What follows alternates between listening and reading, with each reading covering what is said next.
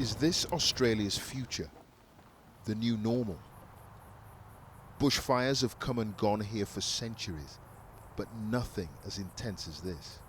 Walls of heat and fire, 10, 20, 30, 40 kilometers wide. Inconceivable.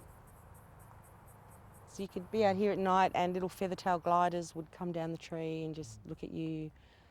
I used to wake up every morning to Hear the bird song? hundreds of birds, big birds, little birds, birds on the ground, birds up the trees, and it's just nothing anymore. Samantha Ludovici calls this state forest home, living among the wallabies and kangaroos. And unfortunately, it almost seems like an extinction event because there haven't been any dead bodies, any injured animals. Anything living was incinerated. Some now believe these fires may be a turning point for Australia, its people forced to confront mortality on several fronts.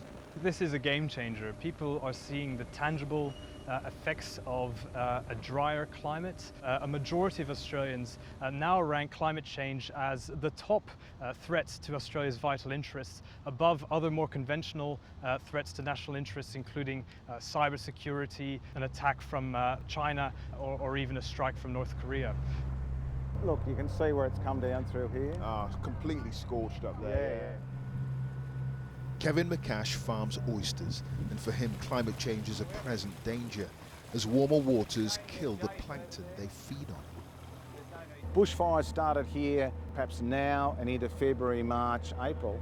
They're starting so much earlier. I believe it is climate change. The government's asleep at the wheel. And that government is led by Scott Morrison, who as a minister 4 years ago nailed his colours to the mast in the climate change debate. This is coal. Don't be afraid. The Don't be scared. The Treasurer knows the rule on crops. It's coal. There's no word for coalophobia officially, Mr. Speaker, but that's the malady that afflicts those opposite. But Australians are angry, and the Prime Minister today did acknowledge climate change is a factor in the bushfires, but the powerful coal lobby and the right wing of his party will fight meaningful change. As firefighters head to another blaze, Australia's Governor-General, the Queen's representative, arrives in New South Wales. He's greeted by the state's Transport Minister, who says government policy must change. We've got to talk about climate engineering, not climate science anymore. We've got to actually talk about how we're going to make sure that our communities are more resilient, how we use water, how we just build the right infrastructure. Back in the burnt-out forest, signs of hope. What's that? Magpie. That's the Maggie. Yeah, That's yeah. the Maggie. Happy. We just weren't sure if they'd come back after the fire, and one parent and 2 babies have, so it's really good to see. The bushfires have exposed the fragility of life in all its forms.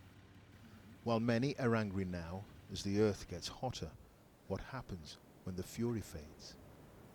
Clive, Myrie, BBC News in New South Wales.